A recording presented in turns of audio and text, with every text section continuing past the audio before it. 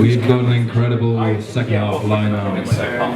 We have got two more incredible talks, I should say. Give it up for Alessia and Vim again, please, everybody. And let's give it up for Nkenna and Asmah, who are about to come up. Nkenna and Asmah, everybody. They're going to come take their seats. We're going to need 2 mics. Now these guys, I have actually interviewed on Webflow. Little plug.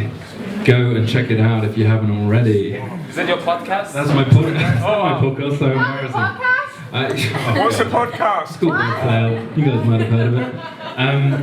So I'm going to do an intro for these guys. The Black Pepper Studio is the coolest studio around. Why? Because these guys are at the helm.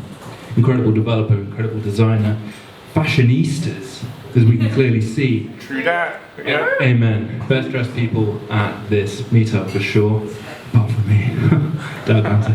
Now, what I would love to do is for you guys to give a massive hand for these two before they get going. We've had some tech issues, we've had some problems, but it's all going to go smoothly from now on. So, Nkenna and Asmah, everybody.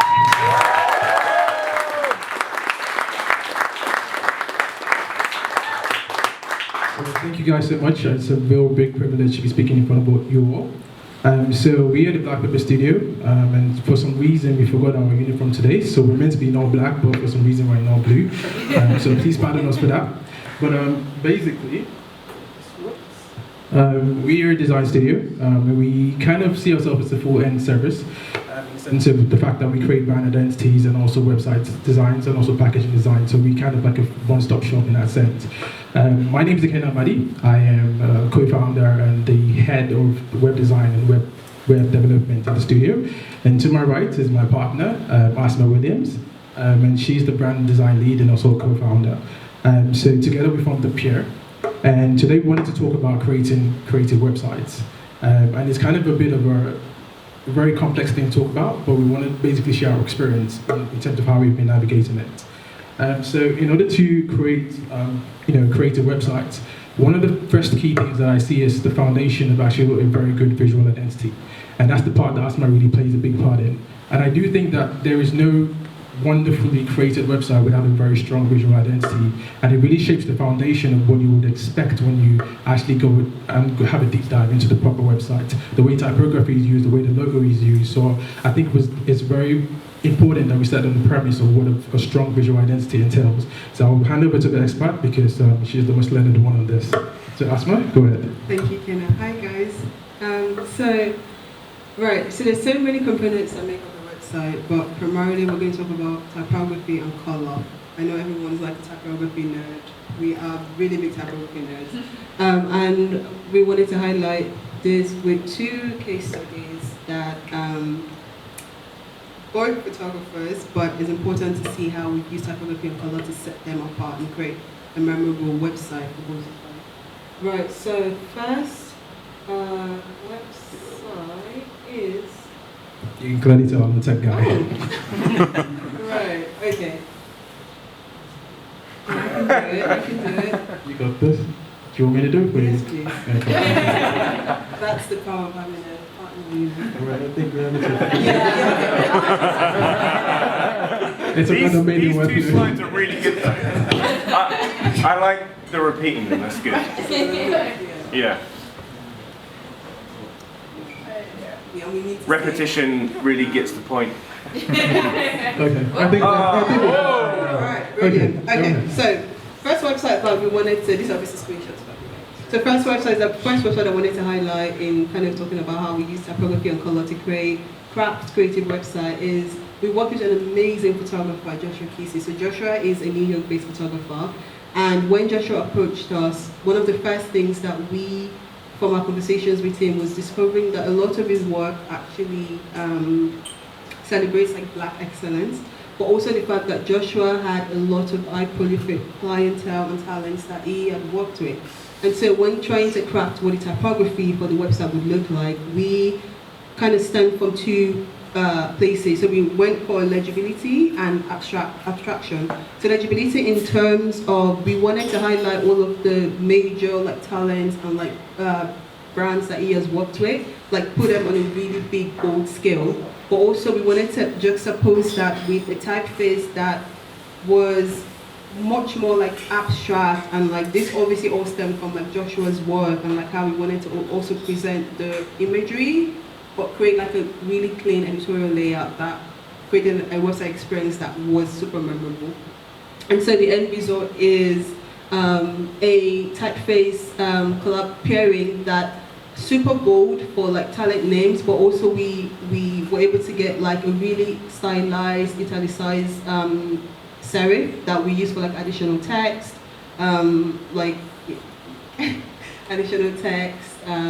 credits, and like just more general information. So the idea is that by using the same typeface but like making it so memorable for the client, we're able to create different layouts that still amplify, doesn't take away from the work, but just kind of enhances the beautiful work that he does.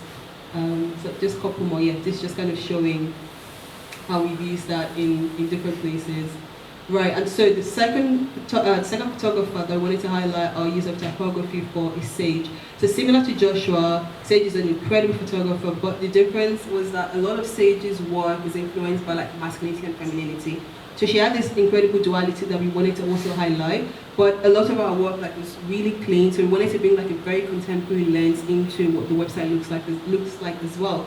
So this is a one typeface website. We use only one font, but the beauty in the font that we chose for Sage is that you get all this beautiful ligature. So it's quite simple in that it's a serif, which kind of fed into like the masculinity, straight lines, you know, your usual serif. But because it's a font that has so many beautiful ligatures, swatches, and flourishes, we're able to fit that into our feminine side while creating like a sophisticated elegance, like a contemporary feel to the overall site. And so the result again is because we had so many different lettering, like ligatures to play with, we're able to keep it as one typeface, but keep the layout super interesting. So as you go along the website, it doesn't feel like it was one font, but it is literally one font. And so yeah, we're able to create a super dynamic usage of the font, and like just, you know, again, the whole experience and the whole idea is we're not trying to take away from the work, we're trying to enhance and amplify the creative work and like the client work that comes into the studio.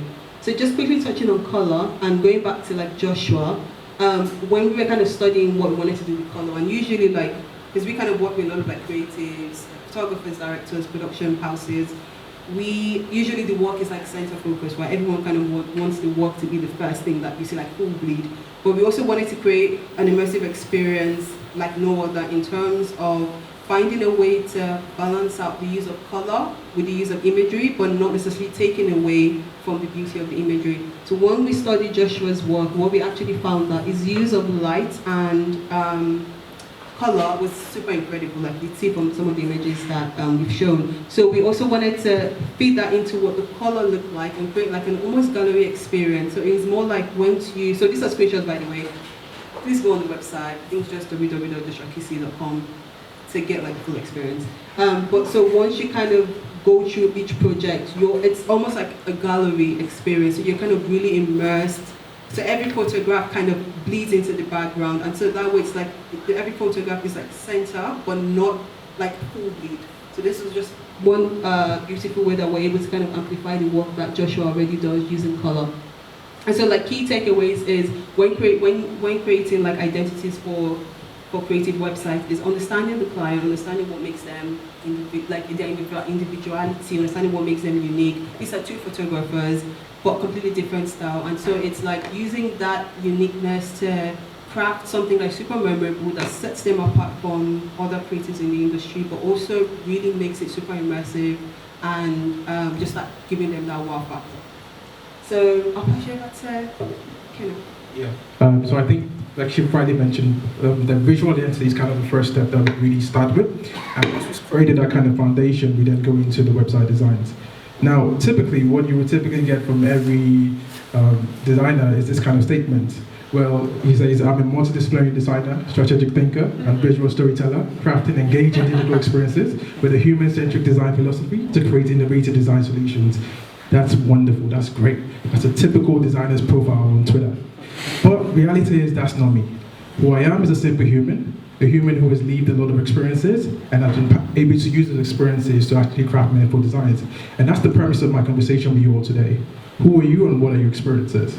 So I'd like to tell you and share a bit of mine. So, oh, this to work? Great, wonderful. So I was born in Lagos, and in Lagos, the digital landscape is very different from what you experience in London. So back then in Lagos, we didn't have the concept of unlimited access to internet, and the speeds were remarkably slower than what you have in London. So when we were experiencing websites, it was a pain. So what I typically did when I was younger was I'll buy like 100 megabytes of data, and I would try to envisage that would last me for like a month. But what I typically experienced is that that was not the case. Most times I would go on 1 or 2 websites, and all of a sudden the data company will message me and tell me that your data bundle is finished. But I was very cognizant of the fact that I was not going on YouTube or Facebook. Those are very data-intensive platforms. So how are you telling me that I'm going on 2 websites and my data bundle is finished? So basically, I turned into a little Anthony Joshua. I wanted to go into the offices. Let's face off man to man. Let's talk it out. Since I'm paying you money. But fast forward into life, when I started working with a lot of designers, a lot of photographers and videographers, when we had an initial conversation, I would go on their website and I realized that on just the homepage alone, they were consuming about 200 megabytes of data. And then I realized it wasn't the data companies, it was actually you, my dear prospective future clients. But I can't fire you because after all, you pay me right now, so my job is to fix those problems. So one thing I definitely realized and I took away from that is actually content optimization. And that's something that we take key as well in the studio. So one thing we definitely always do is try to prioritize speed at every cost. So always realize that before people see the wonderful designs you've made, they have to load the website first. So for me, the key takeaway is that a website is not really efficient until it's been optimized for speed. If people can experience it, there's no point of building it.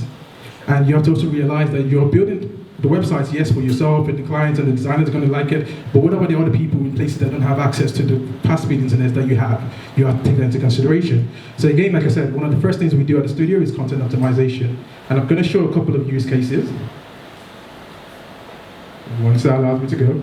And this is again with, like for example, with Josh's work. So typically on the left here, you will see one of the images he sent me, just a photo alone was about 38.8 megabytes. But just by converting that straight away to WebP, we really dropped that down to 5.4 megabytes.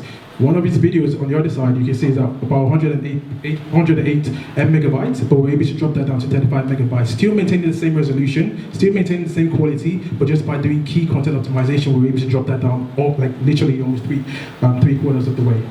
And then, yeah, this might look like a very simple use case, but another use case that we had, and sorry for the legibility on there, but one of the clients that we worked with, she had a couple of videos, there were about 50 of them, each of them was 3 gigabytes. Now, I don't know what kind of planet you're working with. Maybe Elon Musk is sending you the internet, but that's not going to load anywhere.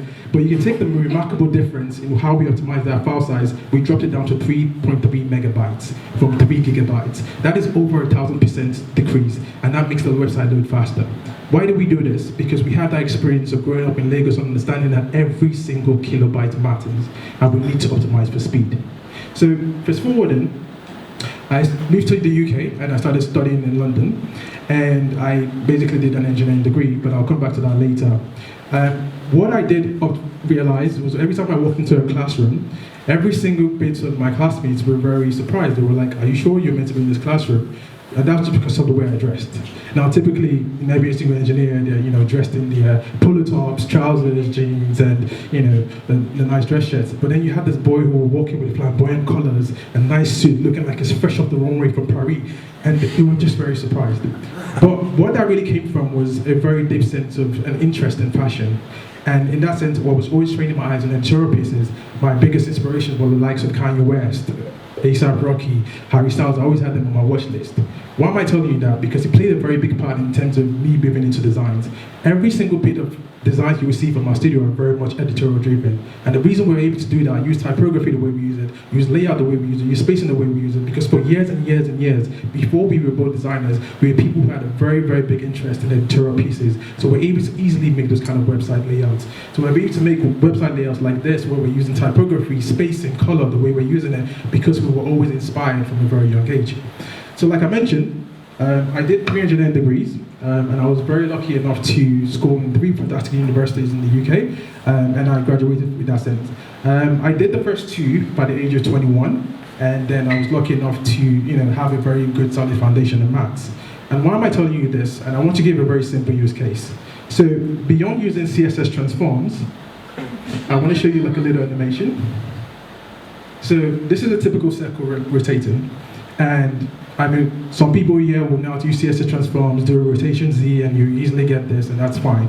But when I see this, I don't just see an animation. What I actually see is maths, and that's how I've been able to apply what I studied in school to how I actually develop websites. So I'm going to give you a very simple example. Please don't try to follow along.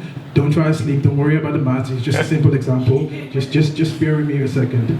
So in maths, some of you might see this wave function, maybe in some shape or form. But typically in maths, there's two aspects, two types of functions, sinusoidal and cosine functions.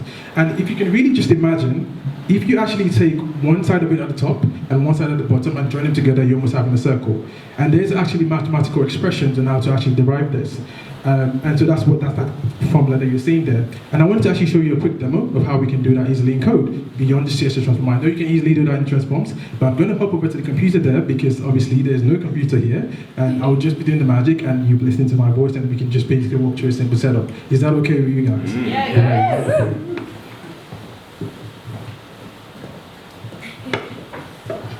Just bear with me, I've not lost you yet. Have I? No. Okay, wonderful. Right, so don't be scared by anything you're saying on here, it's just a very simple thing. Right, so the first thing I wanted to show you, if you can actually see the screen, is two functions that I was basically talking about earlier, which was a simple mathematical equation, and it defines for the x and y coordinates. And what we're basically looking at here is a simple A, which is just amplitude. It will define how high or how low things can actually go. And then the cosine of the angle just dictates what value you're seeing at different angles. And then the B and the C are just vertical shifts. Again, it's kind of abstract, but putting that straight away into GSAP, we can actually have this kind of animation you're seeing here. Now, what happens if you want to just make this rotate? It's very simple. If you want to do it in an anti-clockwise way rather than the clockwise way we're seeing here, it's just basically switch this from being a sine all the way to that. And then we can switch this again to being a cos. And then if this reloads, hopefully it does, you can then say we have an anti-clockwise movement. And then, I know it's very, very simple. You can actually rotate things easily in Webflow. But what if you want to make this an ellipse? One thing, again, we can easily do in maths is actually just multiply this by a factor, and we'll basically have a different equation.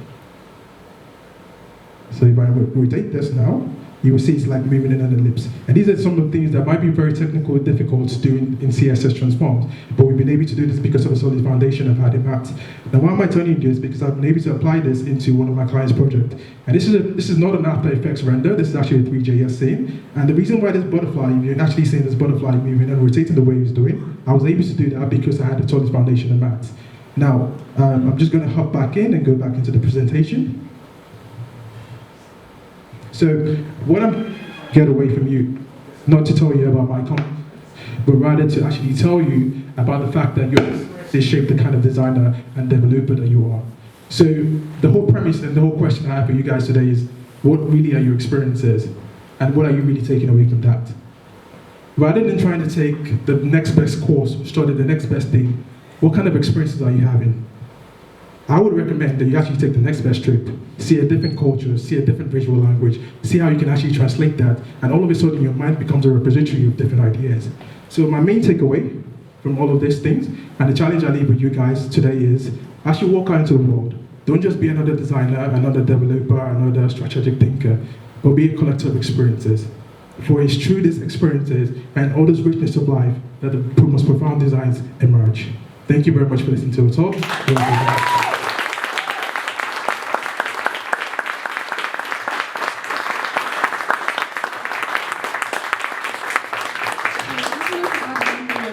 While we're talking about like crafting creative website, I just wanted to add that a key, aside studying animations and like interesting typography that's been successful for us is not just having really trusting clients, but also having incredible team synergy that we're able to, because as Nkenna said, we're able to share off each other's vision. So that helps us in just crafting one unified language that works across the success of all our projects. So I wanted to just add that in there as well.